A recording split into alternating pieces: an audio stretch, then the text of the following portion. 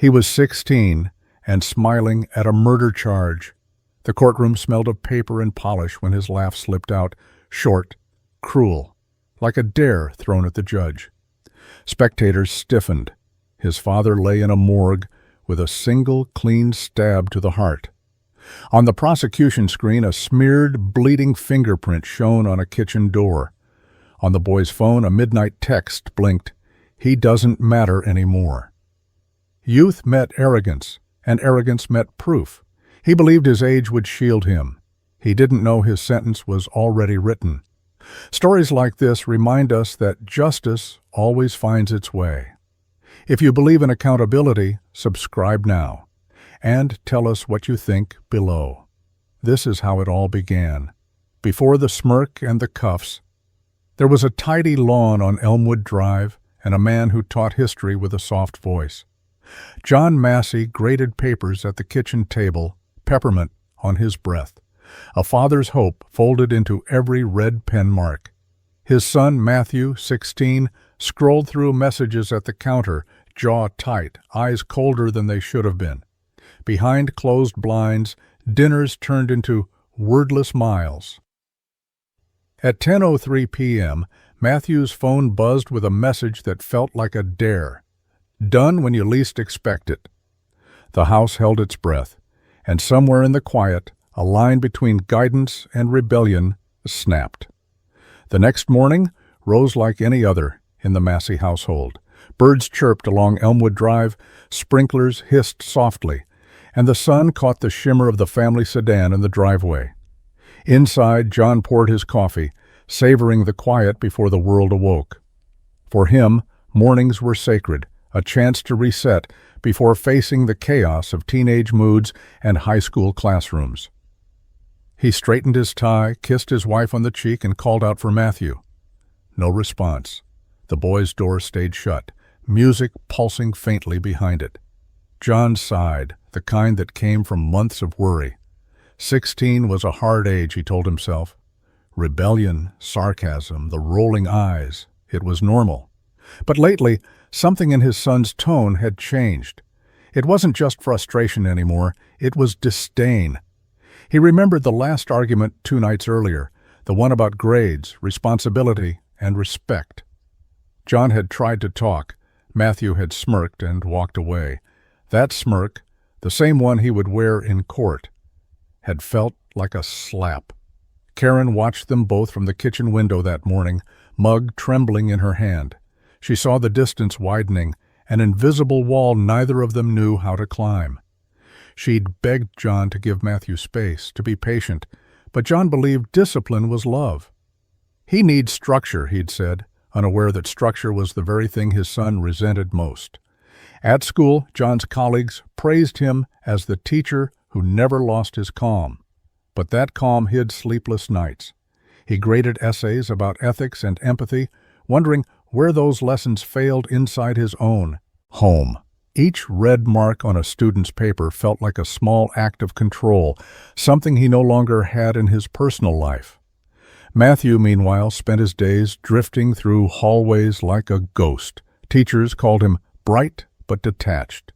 Friends said he'd changed after winter break, quieter, sharper, always on his phone. A few classmates whispered that he was talking to older teens who bragged about breaking free. One message thread, later uncovered by detectives, held 3 haunting words. It's almost time.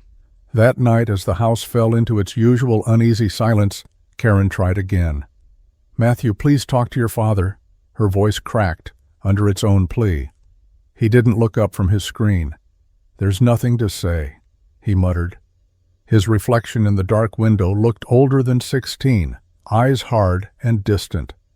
At 10:03 p.m., when the WhatsApp message flashed, "Done when you least expect it," he didn't reply.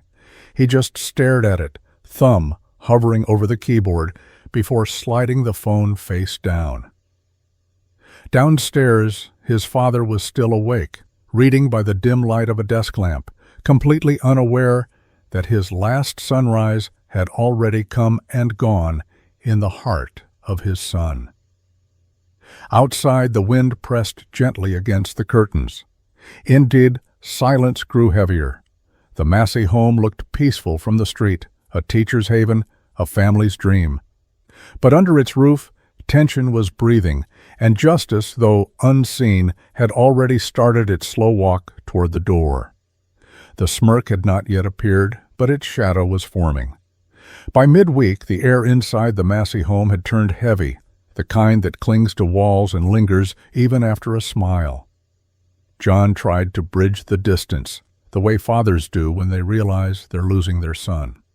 He left breakfast out on the counter, a note scrawled beside the cereal bowl. "Let's talk after school. Dad." The note remained untouched. The milk went warm, and the silence stretched like an invisible wound across the kitchen. Karen noticed the change in her husband first. His shoulders hunched a little more each night. He'd stare at the framed family photo above the fireplace, the one from Matthew's 10th birthday, as if memorizing the version of his boy who still laughed. "He'll come around," she whispered, though her voice lacked conviction. John nodded, but in his chest, something was unraveling. He'd always believed that reason could solve anything. But how do you reason with contempt? Neighbors saw the family often, but never close together. Karen at the grocery store, pale and distracted. John mowing the lawn, earbuds in, his eyes far away. Matthew biking down the street with his hood up, ignoring every wave. The Masseys looked fine from a distance, but the closer you got, the more cracks you saw. That Friday, John came home earlier than usual, papers in one hand, resolve in the other. He'd decided to end the silence. Karen was out running errands, and the house hummed with faint music from Matthew's room. John knocked once. No answer. He opened the door slowly. The room was dim, curtains drawn. Posters lined the walls, bands, movies, a world that felt foreign to him. The desk was littered with earbuds, notebooks, and something that caught his eye, a pocket knife, folded neatly beside the laptop. "Matt, we need to talk," he said quietly. The boy didn't look up. "About what?" "About respect. About this anger. I'm your father, not your enemy." A pause. Then Matthew's voice, low and sharp. "Maybe that's the problem." John's heart sank. He wanted to shout, to demand an explanation, but something in the boy's face, cold, distant, froze him. He stepped back, closed the door, and for the first time felt fear in his own home. That night, Karen found John sitting in the darkened living room, his head in his hands. "He hates me," he whispered. She reached for him, but the gap between them felt just as wide. Upstairs, footsteps moved across the floor, deliberate, steady, a rhythm that no longer belonged to a child. At 10:03 p.m., Matthew's phone buzzed again. Another message. "You said you'd do it." His thumb hovered over the screen, heart thudding. He typed 3 words. "I said I would." Then he deleted them. Outside, rain began to fall, soft and steady, washing the world clean, except for one house where forgiveness had already expired. In a neighborhood known for its calm, no one could have imagined that in less than 24 hours, police lights would stain the same walls that had once echoed with laughter. The clock ticked closer to the hour when childhood would end, and innocence would bleed into tragedy. The Masseys were a picture of quiet despair, a family on the edge, unaware that the silence they'd built to avoid conflict was the very thing that would destroy them. It began with the hum of the refrigerator, the quiet clinking of dishes, and a restless heartbeat behind a locked bedroom door. The night of May 17th looked like any other. Karen had fallen asleep on the couch with the TV flickering low, while John worked at the kitchen table, red pen scratching across essays. Upstairs, Matthew sat on the edge of his bed, scrolling through a chat thread that felt like fuel. "He'll never respect you," one message read. "Prove you don't need him." At 10:10 p.m. he stood. The glow from his phone lit his face, pale and sharp. He slipped the pocket knife into his hoodie pocket, grabbed a pair of gloves from his drawer, and paused at the mirror. For a moment his reflection looked uncertain, a child wavering between defiance and fear. But then came that smirk, faint and crooked, the same one that would later haunt everyone who saw it. Downstairs, John poured himself another coffee. The house smelled of rain and old paper. He didn't hear the creak of his son's footsteps. He didn't see the figure appear at the edge of the doorway, silent as a shadow. "Still up?" John said without turning around. "You've got school tomorrow." Matthew's voice came out steady, almost cold. "You always said we should finish what we start." John began to turn, confusion cutting through his exhaustion. "Matt, what are you—" The rest never came. The knife's glint caught the kitchen light as it plunged forward once, deep and deliberate. A sound, part gasp, part disbelief, filled the air. Papers scattered from John's hand, his red pen rolling across the floor. The mug shattered. Then silence. Blood spread quickly, dark against white tile, the smell of coffee mixed with iron. Matthew stepped back, breathing hard, staring at what he'd done. For a few seconds, he just watched. Then he whispered something only the kitchen walls would hear. "You made me do this." He left the knife embedded in the cabinet wood, wiped his gloves on a dish towel, and walked into the living room. His mother was still asleep. The TV murmured a weather forecast. He sat on the couch, phone in hand, and opened his chat app. A new message appeared. "Is it done?" He typed, "Yes," then deleted it. At 10:27 p.m., his voice broke the silence as he dialed 911. "My father's been stabbed," he said flatly. "Please hurry." The operator asked if he was safe, if someone else was in the house. He replied calmly, "I'm fine." When police arrived, they found him sitting cross-legged on the sofa, staring at the muted television. The faintest trace of a smile played on his lips. "He's in the kitchen," he said. "It was an accident."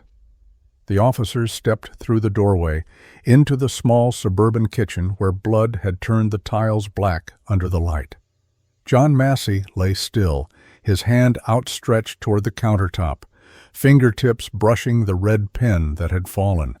The scene was quiet, too quiet, except for the drip, drip of blood onto tile.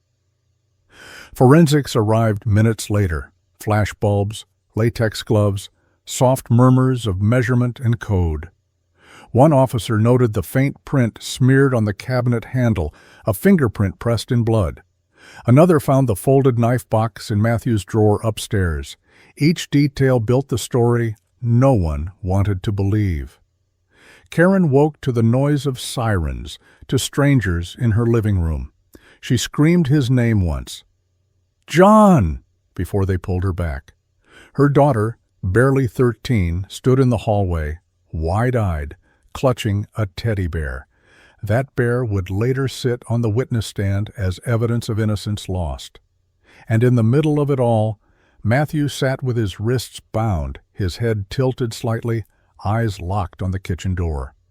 "I told him it would end," he murmured to no one. The clock on the stove blinked 10:41 p.m. The night was over. Childhood was gone. And somewhere between a father's love and a son's rage, a tragedy had been written in blood.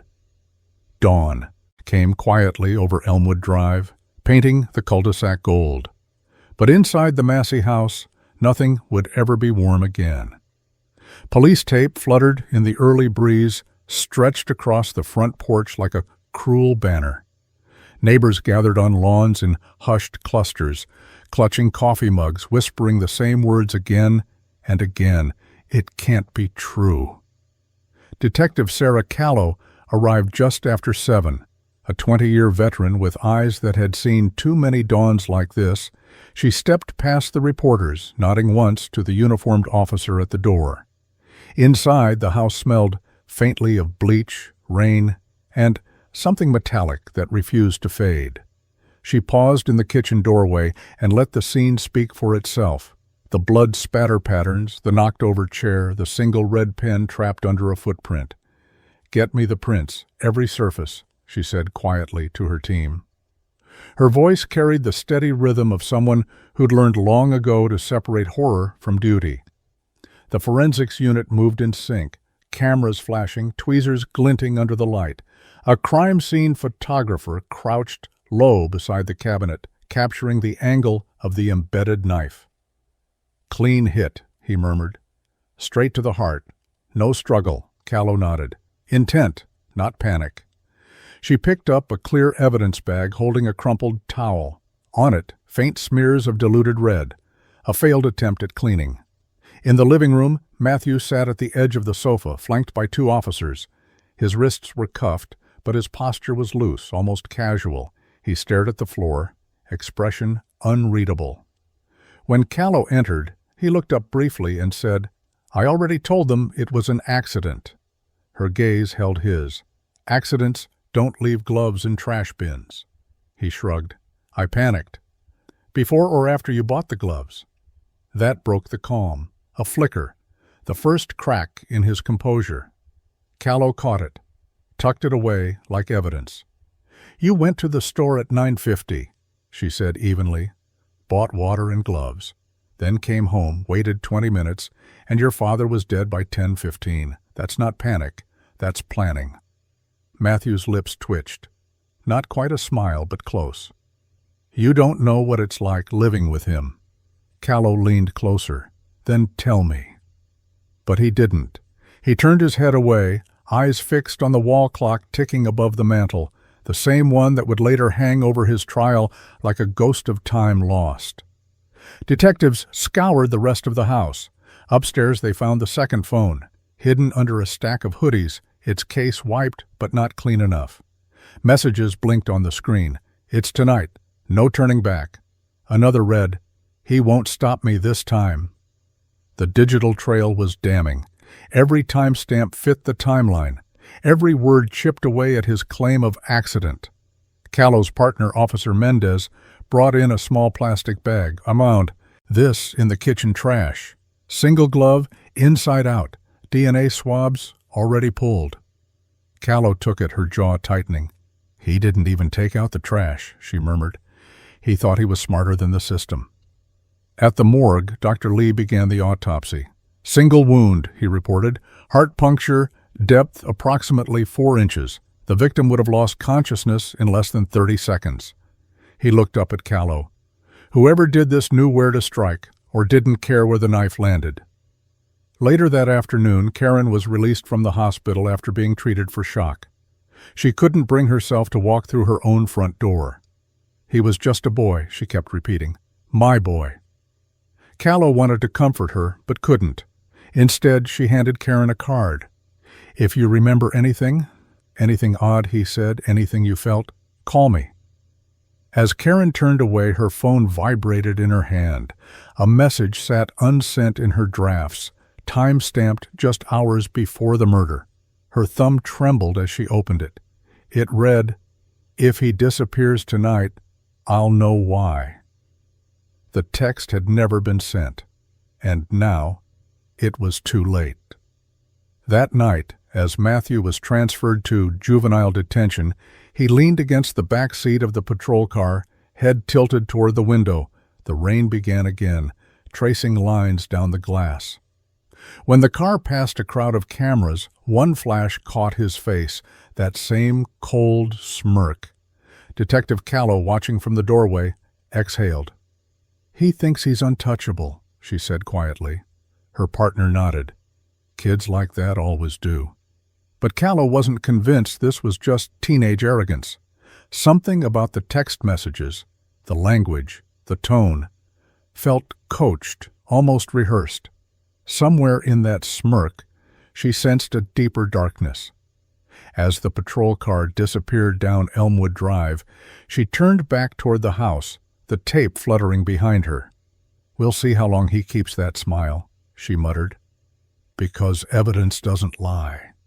And under the hum of the streetlights, the promise of justice began to take form.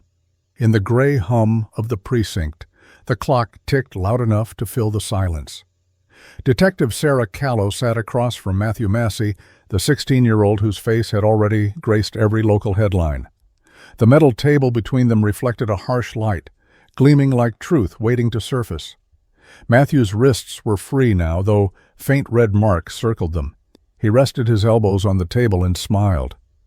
"Do I get a lawyer? Or is this the part where you make me cry?" he said, voice almost playful. Callow didn't react. She had seen hardened criminals weep after minutes, but this boy wore arrogance like armor. She placed the evidence photos on the table, the knife, the glove, the text message glowing on his screen. "You can talk now or later," she said. "But one way or another, the story tells itself." He studied the photos, unimpressed. "Accident," he repeated. "We argued. He grabbed me. I panicked." Callow leaned forward. "You stabbed him once, directly in the heart. The coroner says it was precise. You didn't panic, Matthew. You aimed." Something flickered behind his eyes. Brief, then gone. "You're twisting it. He pushed me too far. You don't know what it's like living with a man who thinks every mistake ruins your future." "You mean a father who believed in discipline?" His jaw tightened. "He treated me like a project, not a son." Callow let the words hang. "That justify murder?" He smirked. "He wasn't the only one who thought I'd never make it." Hours passed. Every question, every attempt to draw emotion, hit a wall of indifference. When the psychologist entered, Dr. Hargrove, she tried a softer tone. "Matthew, do you feel sorry for your father?" He looked up, eyes cold. "Sorry? He's the reason I did it." The room fell still. Callow's pen stopped mid-scribble. Hargrove pressed gently. "What do you mean?" "He wouldn't stop trying to control me. Every choice, every thought. I just wanted it quiet." "Quiet?" He nodded, voice flat. "Yeah, he's quiet now."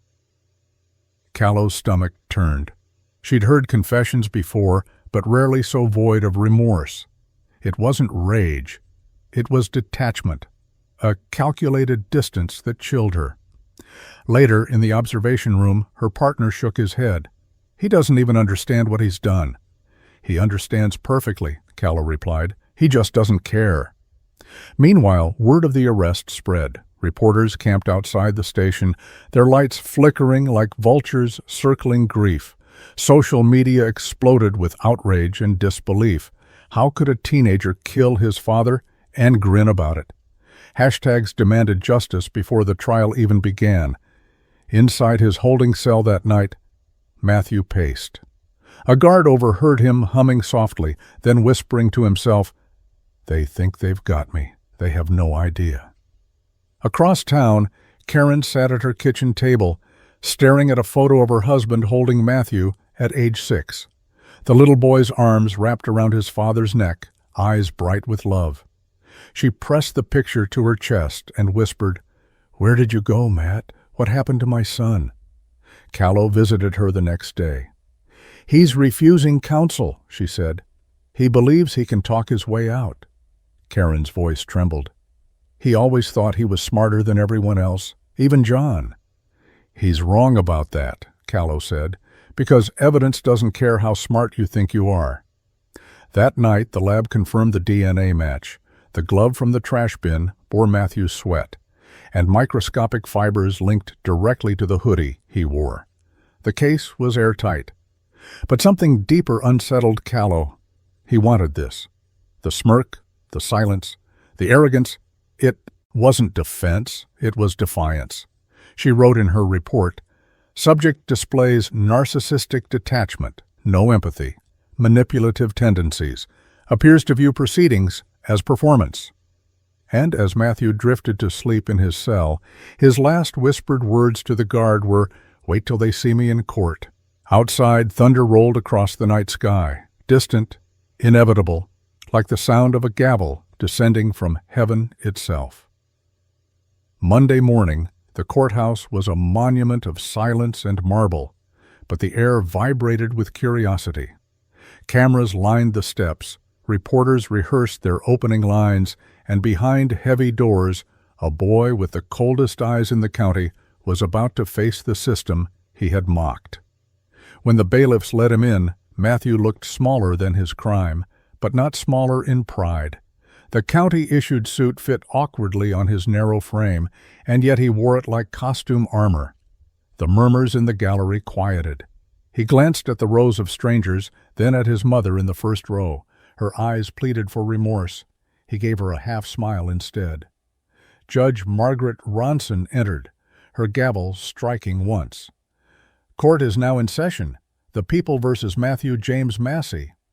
The words echoed like thunder over still water. Karen flinched. Detective Callow sat 2 rows back, notebook in hand, every sense alert. The prosecutor, Daniel Reed, rose first. "Your Honor, this is not a tragedy of impulse. It is the calculated execution of a father by his son." He let the photos flash across the screen, the kitchen tiles, the knife, the fingerprints.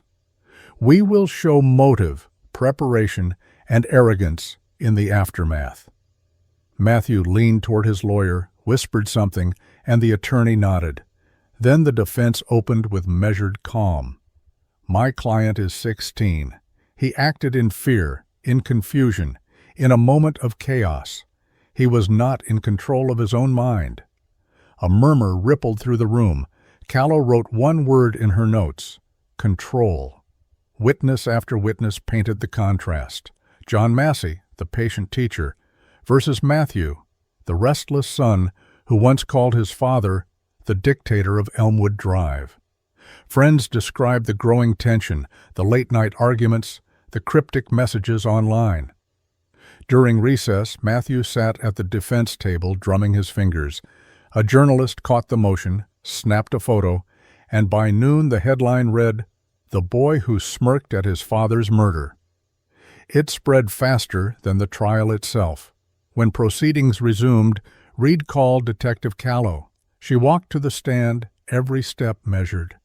"Detective, in your professional opinion, was this premeditated?" "Yes, sir," she said. "The defendant bought gloves less than an hour before the stabbing. He texted an associate about timing, and the wound was delivered with precision." Reed nodded. "Did the defendant express remorse?" "None." The defense rose. "Detective, can you prove intent beyond emotion? Teenagers exaggerate, lash out. Isn't it possible he was simply reckless?" Callow's gaze shifted to Matthew. "Possible," she said softly, "but not probable." That faint smile again, the same one she had seen under interrogation lights. By afternoon, tension turned brittle. The judge's gavel tapped twice to restore order as Reed requested to admit new evidence. The doorbell camera footage. Gasps filled the courtroom. The defense objected, claiming it would bias the jury. Judge Ronson overruled. "The truth cannot bias justice," she said. "It can only define it." The court adjourned until morning for the video review. The bailiff led Matthew back through the side door, his expression almost pleased. Reporters pressed against glass for one last image. In the corridor, Karen collapsed against the wall, whispering, "He used to run to that man when he scraped his knee." Callow steadied her. "Tomorrow, the truth will speak for him." That night, the courthouse stood empty but restless. The footage waited, ready to turn speculation into certainty. And somewhere in his cell, Matthew replayed the coming scene in his head like a movie he had directed himself. He thought he could control the narrative. He didn't yet understand. The moment that video played, the script would no longer belong to him. Morning broke under a gray sky. Reporters were already waiting when the courthouse doors opened, their breath clouding in the cold air. Inside, the gallery filled faster than any day before. Everyone had come for one thing, the footage, a single clip that would decide whether this was a tragedy or an execution. Matthew entered wearing that same smirk, a flash of defiance behind calm eyes. He glanced briefly toward the prosecution's table, then to the spectators as if expecting applause. His lawyer leaned in to whisper, "Don't react." But everyone could see the boy's chest rising with quiet confidence. He thought this was still his show. Judge Ronson adjusted her glasses. Proceed. The courtroom lights dimmed, and on the projection screen, the doorbell camera began to play. A timestamp flickered, 10:12 p.m. The massy front porch appeared, quiet, wet from rain. Then, a hooded figure stepped into frame. Even from grainy footage, there was no doubt who it was. He wiped his shoes on the mat, slipped on gloves, and pushed open the front door. The silence that followed was suffocating. Then, faintly, the sound of footsteps inside. At 10:13, a blur of motion. A light flickers on in the kitchen. The boy's silhouette lunges once, then stillness. Gasps rippled through the gallery. Karen's hand clutched her mouth. The screen froze on the image of her son standing over the figure on the floor. The prosecutor's voice was calm but heavy. Members of the jury, that is intent, captured in real time. The defense rose quickly. We don't know what happened before that clip. We don't hear words, only assumptions. Reed didn't look away from the screen. We know enough. He entered, prepared, gloved, and ready. When the lights came back on, Matthew was still staring at the frozen image. The smirk was gone, replaced by a tension that made his jaw twitch.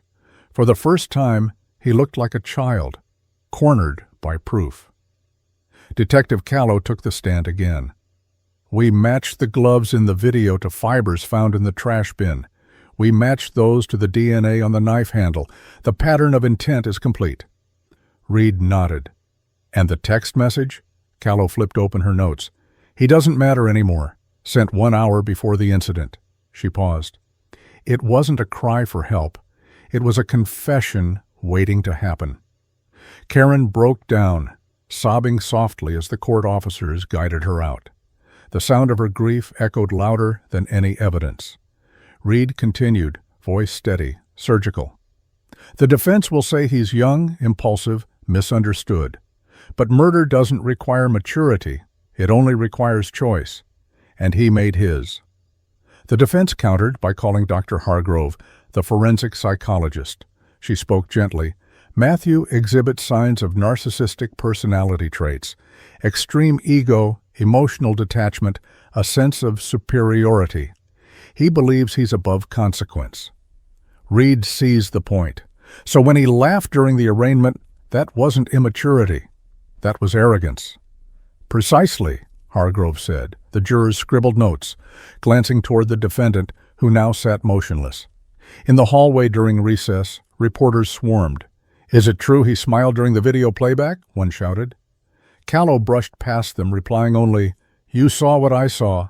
Back inside, the prosecution played the final exhibit, the 911 call. The room went silent as Matthew's flat voice filled the speakers. My father's been stabbed. Please hurry. No panic, no trembling, just indifference. When the audio ended, Judge Ronson's gavel came down softly, almost like mercy. Court will adjourn for today. Matthew stood as the bailiffs approached. One reporter near the aisle caught him whisper something, so quiet it might have been to himself. They still don't get it. The words sent a chill through the room. As the crowd dispersed, Callow lingered behind, staring at the darkened screen where the video had frozen on the boy's face. A ghost of arrogance, forever captured in pixels. She whispered to herself, He wanted control. Now the evidence owns him. Outside, thunder rolled again, a low rumble across the city, the kind of sound that feels like judgment approaching. And in that charged silence, everyone in that courtroom knew. Tomorrow, the fight would turn from evidence to emotion. The jury had seen the crime. Now they would have to face the killer. The next day, the courtroom was heavier than before. People had stopped whispering.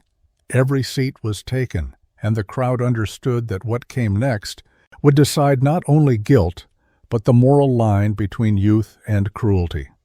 Matthew entered in the same gray suit, but the smirk had returned, faint, practiced, defiant.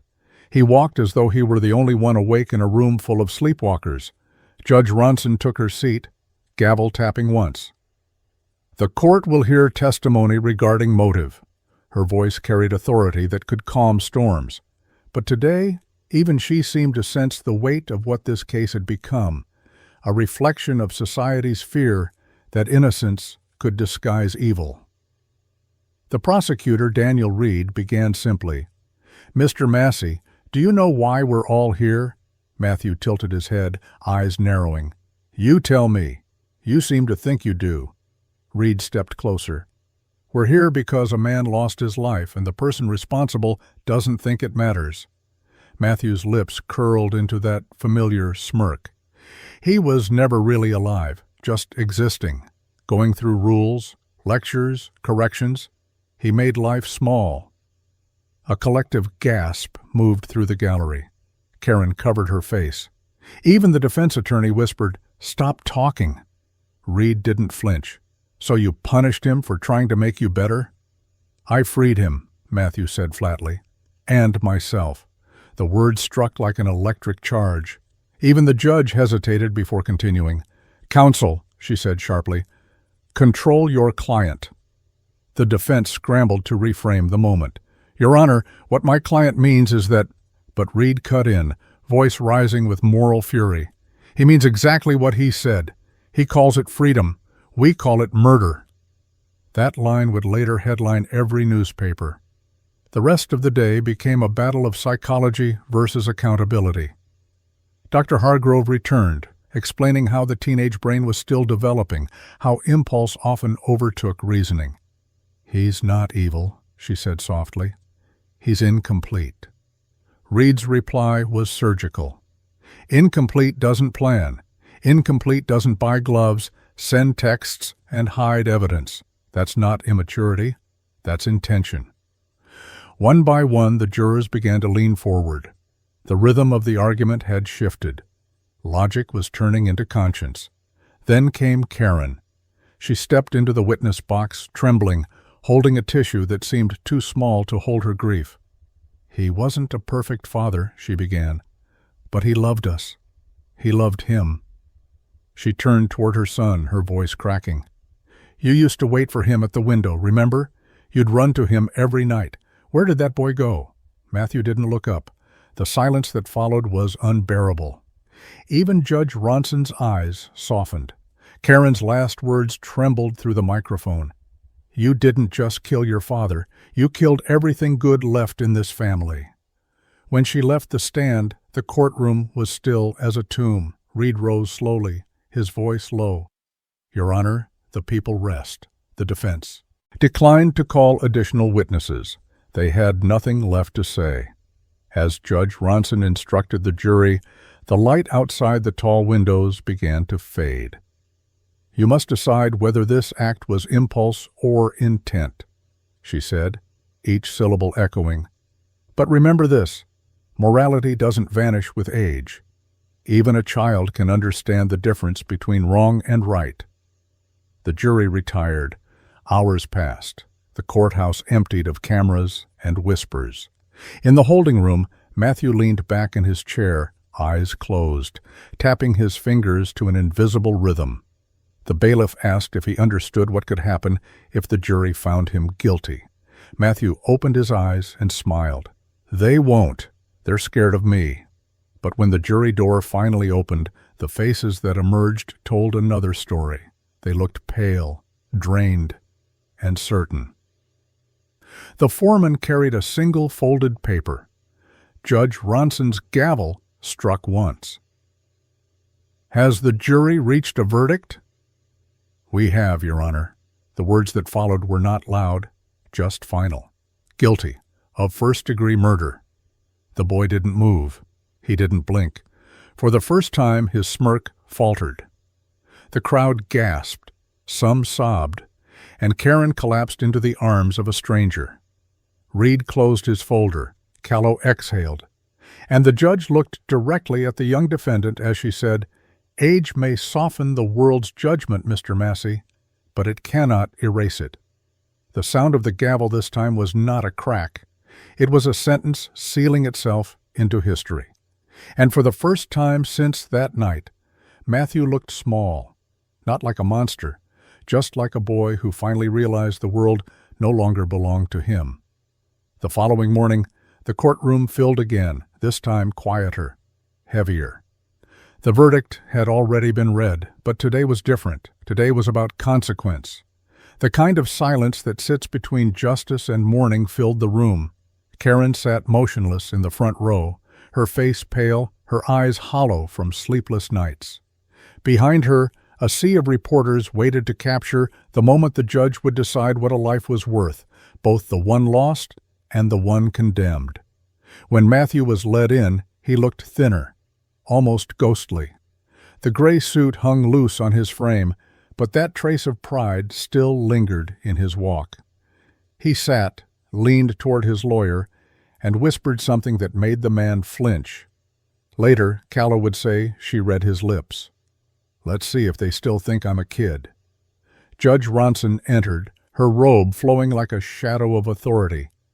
"We are here to deliver sentencing in the matter of the People versus Matthew Massey." Her voice carried the calm of someone who had spent a lifetime deciding how much pain equals justice. The prosecutor rose first. "Your Honor, this was not a moment of madness. It was a deliberate act of betrayal. The state asks for the maximum penalty allowed, 50 years to life, with no parole before 35. The defense responded softly. "He is 16, Your Honor. His brain is still forming. He has time to change." Judge Ronson's gaze moved from one table to the other, then to the defendant. "Mr. Massey, do you wish to speak before sentencing?" He stood, straightened his jacket, and for a brief moment the courtroom seemed to hold its breath. "I don't have much to say," he began. "Everyone here decided what I am before I walked in. Monster, killer, sociopath. Maybe they're right, but none of them know what it's like to live in someone else's prison. My father made mine long before this trial did." Karen gasped quietly. The judge said nothing. Matthew's tone shifted, calm, almost detached.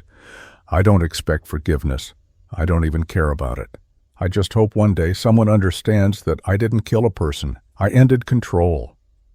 The silence afterward was like a wound stretching open. Judge Ronson leaned forward, her voice steel wrapped in sorrow.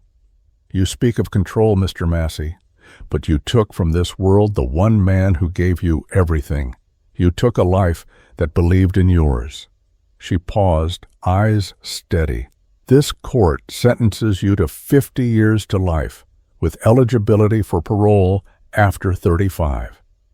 The gavel came down hard, echoing like thunder against the wooden bench. Karen's cry broke the stillness. It wasn't loud.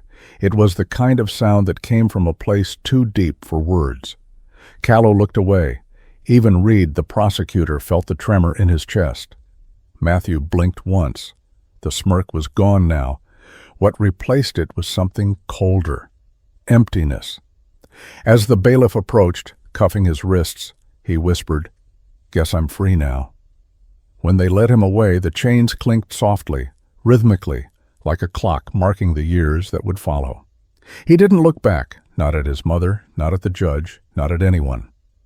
Outside, the crowd erupted. Some shouted, "Justice!" Others whispered, "He's still just a child."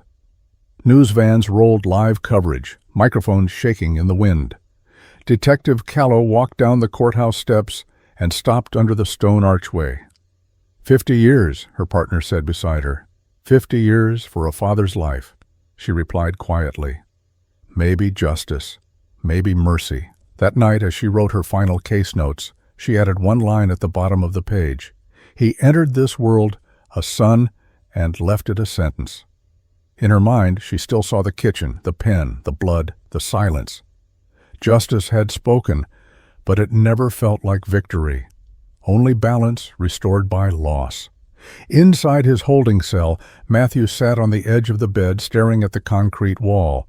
Somewhere far away, he heard a guard's radio crackle, a woman sobbing on television, and the faint echo of his own voice on replay.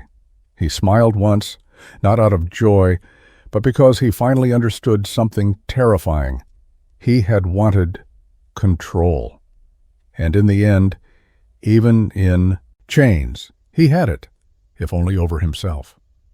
Outside, the rain began to fall again, tracing silver streaks down the barred window. In its rhythm, the world whispered the final truth he refused to hear: justice had found its way. For a few days after the verdict, Elmwood Drive looked frozen in place. The Massey house sat behind faded police tape, its mailbox bent, its windows shuttered. Neighbors spoke in whispers, as if the very air still remembered what had happened.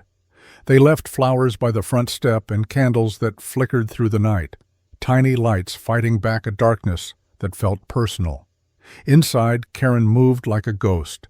Every corner of the house carried her husband's scent, peppermint and chalk dust. His jacket still hung by the door. His coffee mug still sat in the sink. She couldn't bring herself to wash it. On the counter, the red pen he'd dropped that night lay sealed in a small plastic bag, labeled evidence. She kept it there, a symbol of everything stolen in one breath. Reporters camped outside for weeks, asking the same cruel question: "Do you forgive him?" She never answered. The world wanted closure. She only wanted silence. The living room became a shrine. Photos lined the mantel: John smiling with his students, the family on vacation, Matthew before his smile turned into something else. Detective Callow visited once, not in uniform. She brought no files, only flowers. Karen poured her a cup of cold coffee and whispered, "Does it ever stop hurting?" Callow shook her head. "No, but it changes. It becomes something you carry instead of something that carries you." At the high school, John's classroom remained locked for weeks.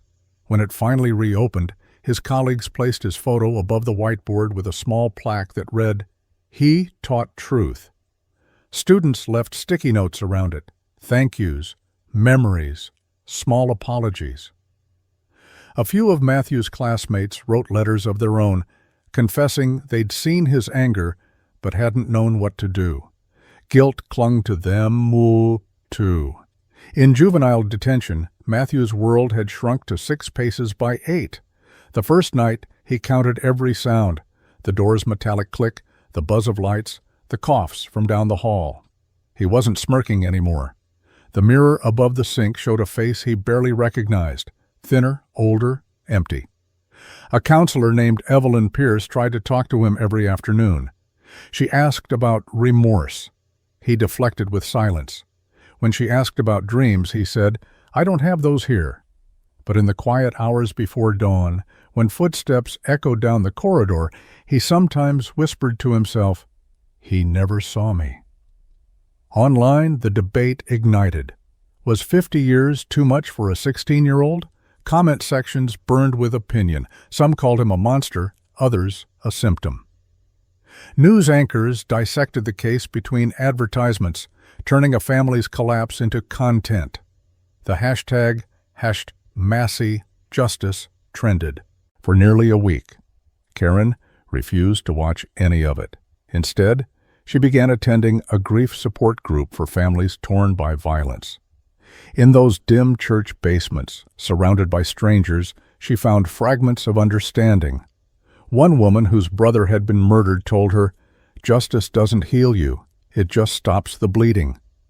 Each night, Karen lit a single candle on the porch. She said it was for John, but some nights, when the flame trembled in the wind, she admitted softly, it was also for Matthew, for the boy she once believed still lived somewhere behind those cold eyes. Detective Callow filed her final report and closed the case, but she couldn't close the image in her mind, the smirk fading when the verdict hit, the brief flicker of something like fear. She'd seen hardened criminals, but Matthew's look that day, confusion at the world finally saying no, would stay with her forever.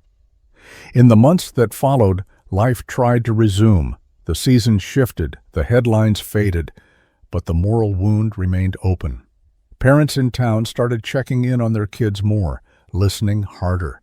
Teachers looked for the quiet students. Police hosted talks about family violence and adolescent rage.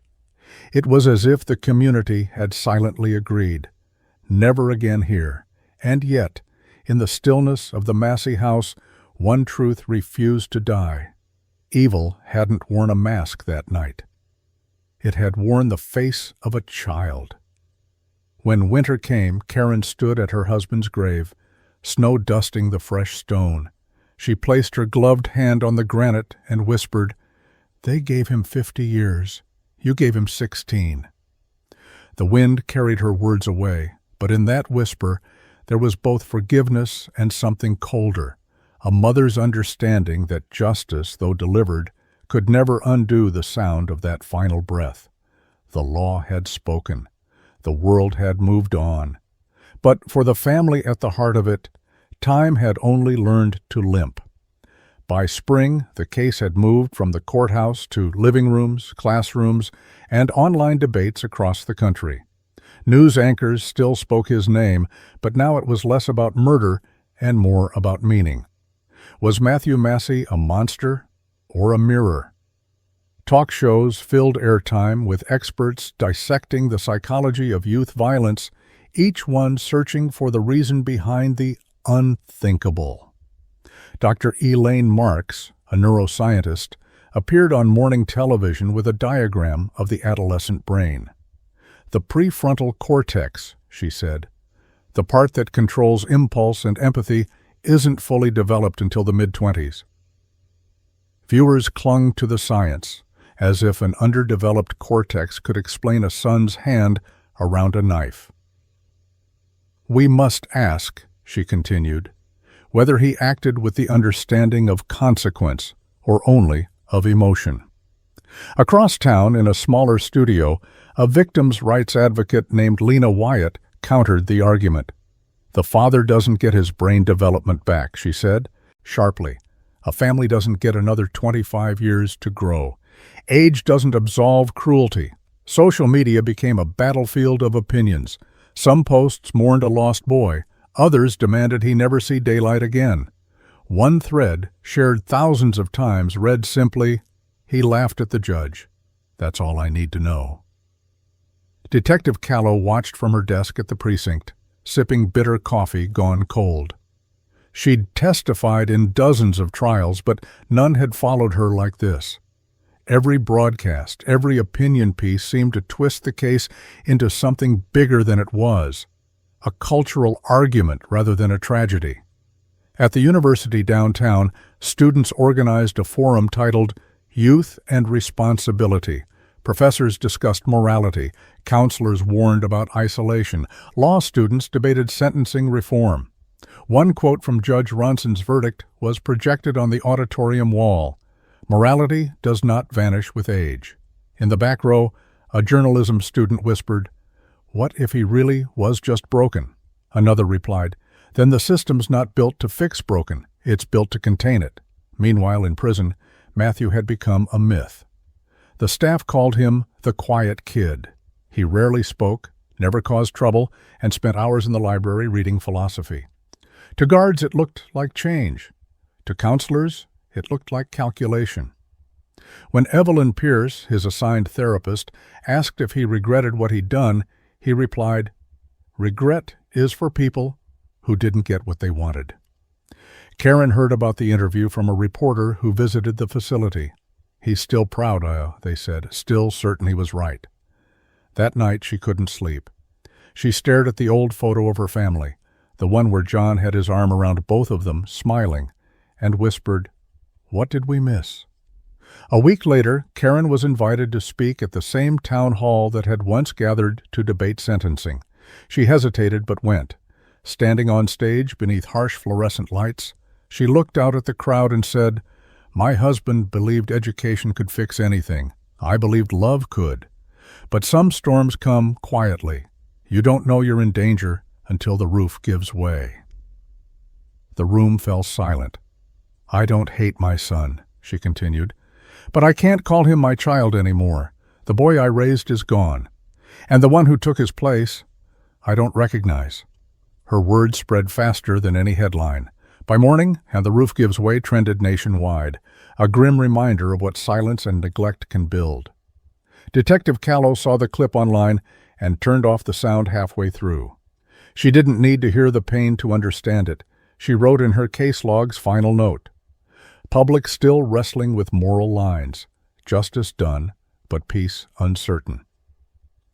By the end of spring, legislators had proposed 2 new bills, one to review juvenile sentencing guidelines, another to fund early intervention programs for family violence.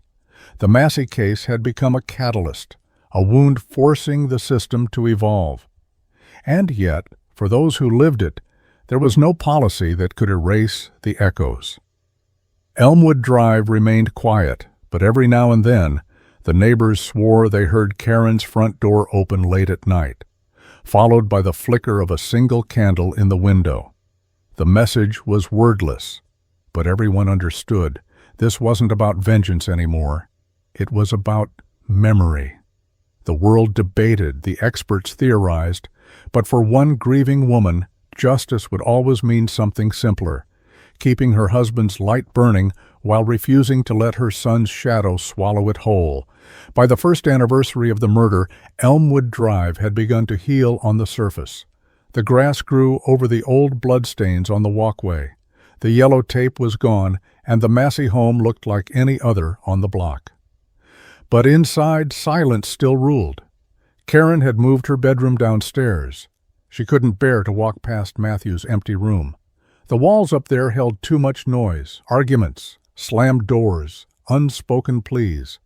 Detective Sarah Callow stopped by unannounced that spring afternoon, her badge tucked away. She didn't come as law enforcement anymore, but as something quieter, someone who couldn't stop turning the case over in her mind. She brought a small manila envelope. "You should have these," she said softly. Inside were photos from the investigation, the ones never shown in court. John's classroom, his desk at home, a drawing found in Matthew's notebook. Karen stared at it, the sketch of a bird trapped in a cage, feathers scattering like ash. In jagged handwriting beneath, he'd written, "He clipped my wings." Her voice shook. How long was he this angry? Callow hesitated. Too long. Everyone thought he was just being a teenager. They sat in silence for a while. The detective finally stood. "I've seen hundreds of cases, Mrs. Massey, but the hardest thing isn't the evidence. It's the signs people think don't matter." After she left, Karen wandered into the old study. The smell of John's cologne still lingered faintly. On the shelf she found a stack of unopened letters from the school district, disciplinary notices about Matthew's behavior, skipped classes, disrespect, defiance. He'd hidden them all. Her hands trembled as she read, realizing how many warnings had been missed, how many tiny cracks had formed before the collapse. That night, unable to sleep, she sat at the kitchen table and opened John's laptop. The screen blinked awake, revealing folders of lesson plans, old essays, even notes about parent meetings. One file caught her eye, titled Matt Private. Inside was a single page, John's words. "He's angry at me and I can't reach him, but I still see the boy who used to chase fireflies in the yard. If I keep believing in him, maybe that boy will come back." Tears blurred her vision. The simplicity of his hope felt unbearable. Meanwhile, in a prison 2 counties away, Matthew received a letter postmarked but unsigned. The handwriting was familiar. "I've found your drawing. I wish you'd shown it to me instead of showing me what you did." He read it twice, then tore it in half. But later that night, under the flickering hallway light, he pieced the scraps together again and slid them beneath his mattress. The next morning, Counselor Evelyn Pierce visited his cell. "You've been quiet lately," she said. He shrugged. "There's nothing to say." "Do you still think you were right?" He looked up, eyes empty but alert. "I think I was honest." Pierce sighed. "Honesty without empathy is just cruelty, Matthew." He didn't reply. But that night, when the lights went out, he whispered to the dark. He never listened. And for the first time, his voice cracked. Back on Elmwood Drive, Karen began volunteering at a youth outreach center. She spoke to parents who felt their children slipping away. Her message was simple. Don't ignore the small silences. They grow teeth. One evening, after the session ended, a teenage boy approached her. "Your story," he said quietly. "It sounds like mine." She looked at him, eyes tired, hoodie zipped high, and for a second she saw her son. "Then promise me," she said softly. "Don't let anger teach you how to speak." He nodded, tears threatening but never falling. When she walked home, she passed the old birdhouse John had built years ago. A sparrow fluttered inside, fragile and alive. She paused beneath it, listening. The air was cool, the world still. For the first time in months, the silence didn't feel like punishment. It felt like peace learning to breathe again. That night, she lit 2 candles, one for the man who had believed too deeply in redemption, and one for the boy who had forgotten how to ask for it. The flames flickered side by side, like 2 souls forever speaking in the only language left to them, light. 2 years passed before Matthew agreed to see anyone regularly. The counselors came and went, most leaving notes that read the same: unresponsive, detached, intelligent, but unfeeling. Then one day, he asked for a pen. That small act, the same tool his father had held when he died, startled the staff. He began to write letters, not to his mother, not to any friend, but to no one in particular, letters he never sent. The first line of the first one read, "They said I laughed in court, but I was laughing at myself." In the days that followed, he filled pages with fragments of thought, memories of his childhood, lists of things he hated about his father, then things he missed. He wrote, "He used to stand by the window at night and wait for me to come home. Now I wait for nothing." When Evelyn Pierce visited that week, he handed her one of the letters. She read it silently, then asked, "Why? Write these if you won't send them?" He shrugged. "It's not about them. It's about remembering who said what." She smiled faintly. "That's memory, Matthew. It's also remorse trying to speak." He didn't respond. But the next day, he wrote again. Across the state, Karen received a call from the warden. Her son wanted a visit. Her first instinct was to hang up, but something made her pause. "Did he ask for me by name?" she whispered. "Yes," came the answer. He said, "Tell her I'm ready to listen." Weeks later, she walked through the metal detectors, heart racing. The sterile smell of the prison made her nauseous. When she entered the visiting area, Matthew was already there, sitting upright, his hands folded neatly on the table. The glass between them gleamed under the fluorescent lights. "Hi, Mom," he said softly.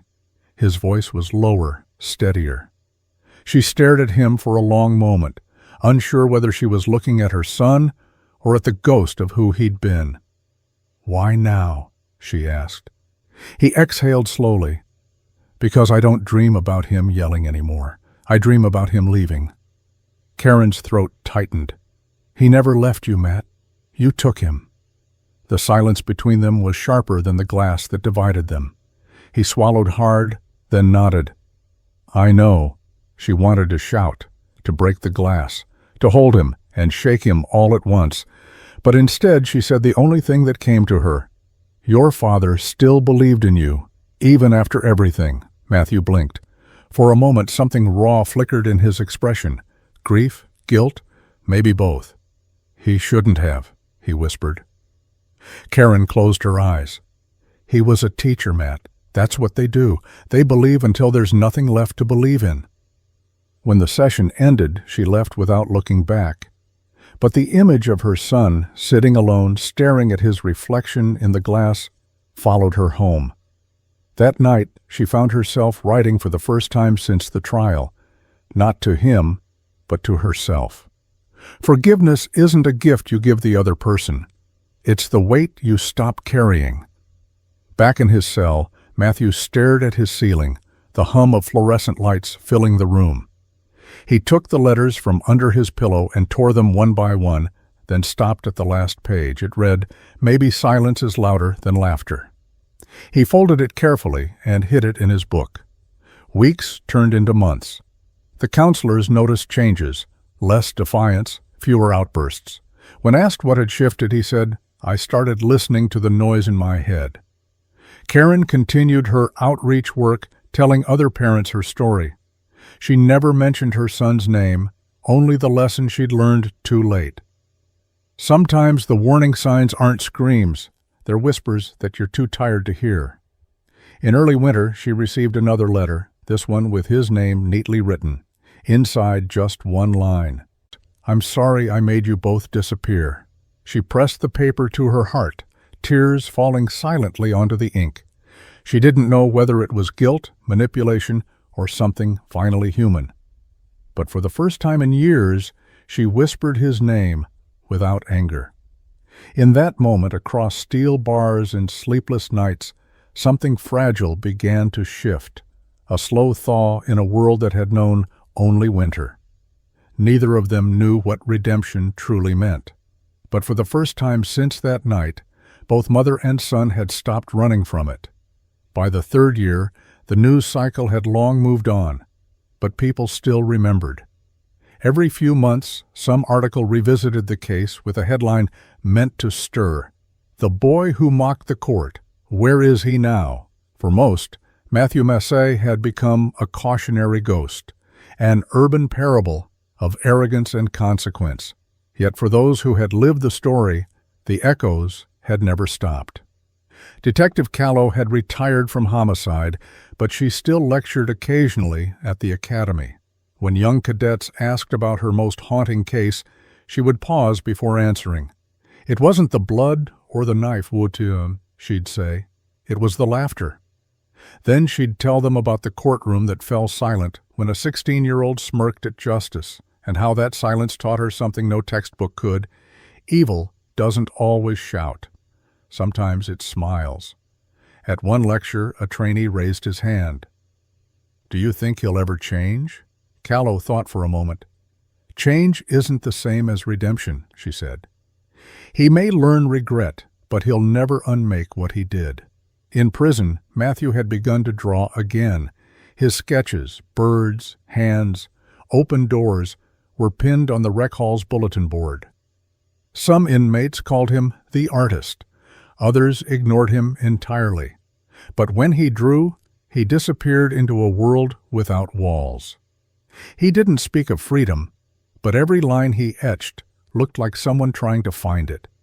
He had also started teaching a literacy class to younger offenders. "You'll never read your way out of here," one inmate joked. Matthew replied quietly, "Maybe not, but at least I won't rot quietly." It was small progress, invisible to the world, but real enough to those who saw him daily. Evelyn Pierce noted it in her report. Increased engagement, hints of empathy, though still guarded. Meanwhile, Karen's work with the youth center had grown into something bigger. She now led seminars for parents and educators. Her talk titled "The Quiet Breaking Point." Every time she spoke, she began the same way. "I used to think monsters were born. Now I know they're made slowly, in rooms filled with silence." Her words carried into the state's legislative hall, where new juvenile intervention programs were being funded under the unofficial name the Massey Initiative. Politicians spoke of tragedy turned to reform, but for Karen, it was not reform. It was penance. One evening, she received a call from the warden. "Your son wants you to know his parole hearing is scheduled for 32 years from now," he said. "He asked if you'd still come." She closed her eyes. "If I'm alive," she said softly, "I'll be there. I'll look him in the eye one last time." After hanging up, she walked outside, where the evening sun cast long shadows over the garden John had planted. The wind rustled through the leaves, carrying the scent of soil and memory. She knelt by the rosebush he'd loved most and whispered, "You were right, John. He's learning too late." In the years that followed, jurors from the trial occasionally gave interviews. One of them, an older woman named Ruth Keller, described the deliberation that had changed her. "We sat there for hours," she said. "Half of us saw a boy, the other half saw a killer, but when we rewatched that footage, the moment after the stabbing, it wasn't the act that decided us. It was what came after, the stillness. He didn't panic. He just watched his father die. That's when we knew." Her words reignited debate online, reminding everyone of the case's coldness. But this time, the conversation was different. People spoke not only about punishment, but about prevention, about listening before violence becomes language. Detective Callow watched the coverage quietly from her home, now miles away from Elmwood Drive. When the interviewer asked Ruth if she believed justice had been served, the woman paused. Justice, yes. Peace, never. That night, Callow wrote in her old journal, "The jury may have delivered the verdict, but the sentence belonged to everyone who loved them." Somewhere inside a concrete room, Matthew sketched the outline of a gavel on his page. Underneath it, he wrote a single line, "The world judged me once. I'll spend the rest of my life judging myself." And in that reflection, half defiance, half confession, the story began to circle back, not to forgiveness, but to reckoning. The kind that doesn't happen in courtrooms or headlines, but in the quiet spaces between regret and remembrance. For every person who had touched the Massey case, from judge to juror to mother, there remained one shared truth. The trial might have ended, but the judgment never would. 3 decades pass faster than grief ever does. Elmwood Drive changed in all the ways a neighborhood does. New paint, new fences, new families who didn't know the story. But for Karen Massey, the past never needed to be retold. It breathed in the walls, in the soft echo of her husband's laughter that still seemed to live in the corners of the house. Her hair had turned silver, her hands slower, but she still lit 2 candles every night. One for John, one for the boy she once believed could be saved. Time had dulled the sharpness of pain, but not its weight. The heart doesn't forget what it has buried. 32 years after, that night she received the letter. "You have been listed as the sole immediate family for the parole hearing of inmate number 44761, Matthew James Massey." She read it 3 times, then folded it neatly beside the old photograph of the 3 of them smiling beneath a summer sky. At the prison gates, she was met by Evelyn Pierce, older too, but with the same soft calm. "He's different," Pierce said quietly. "Not innocent, not healed, just aware." Karen nodded. "So am I." Inside the hearing room, time felt circular. Matthew entered wearing a plain gray shirt, hair streaked with gray of its own, eyes sunken but alert. For the first time in her life, Karen didn't see arrogance in him, just age, and something like recognition. The parole board began formally. "Mr. Massey, you've served 32 years of a 50-to-life sentence. You may address the board." He rose, voice low but steady. "I was 16 when I thought I knew everything. I thought control was freedom. I thought my father's rules were chains. I was wrong. The truth is, I wasn't fighting him. I was fighting the part of myself I couldn't stand." The chairwoman asked, "And your remorse? How do we know it's real?" He looked down at his hands. "Because I see him every day when I close my eyes. And because no matter how much I try to live differently, that night never ends for me. I took more than a life. I erased the only person who ever tried to teach me how to live." A hush filled the room. Karen watched in silence, the tremor in her chest refusing to settle. The chairwoman turned to her. "Mrs. Massey, do you wish to speak?" She stood slowly, gripping the edge of the table. "My husband believed in mercy," she said softly. "But mercy isn't forgetting. It's remembering and choosing not to hate. I've done that much, but I can't give him freedom. Not when John never got his." Matthew lowered his head. "I understand." Tears burned behind her eyes. "Do you? Because forgiveness doesn't mean you walk away clean. It means you carry what you broke and never set it down. The board deliberated for over an hour. When they returned, their decision was brief and final. Parole denied. Reconsideration in 5 years. Matthew nodded once, as if he had expected it. Before leaving, he looked at her through the glass. "I never stopped hearing him, Mom. Not once." Karen's voice was barely a whisper. "Then keep listening." He was led away quietly. No cuffs rattling, no arrogance in his step. The guard said he spent that night in his cell sketching again, this time not a bird in a cage, but an open window. Outside, Karen stepped into the daylight. The air felt heavy, then lighter all at once. For the first time, she didn't feel trapped in his story. She felt outside it. Years later, when she passed away peacefully in her sleep, a small note was found in her bedside drawer beside the faded photograph. It read, "Justice isn't what ends the story, it's what allows it to rest." And deep within a gray-walled prison, an older man sat alone at a small metal desk, tracing words onto paper with the same kind of pen his father once held. He wrote, "I thought power was doing what I wanted. It was actually learning what I'd destroyed. He taught me that lesson even after death." He folded the letter, placed it in an envelope, and addressed it to no one. The return line read simply, "Matthew Massey, 44761. The light from the window fell across the paper, glowing faintly in the dusk. For a moment his face softened. No smirk, no sneer, no mask. Just a man finally understanding the weight of his own echo. In the world beyond his cell, Elmwood Drive was quiet again. Children played in the street where sirens had once wailed. The Massey house stood still, its curtains open, sunlight spilling onto the porch. And somewhere, between the memory of laughter and the silence that followed, a story ended, the only way it ever could, with justice served, time spent, and a long, lonely understanding that some debts are paid not with years, but with the life that remains after them. If you believe justice was served, share this story.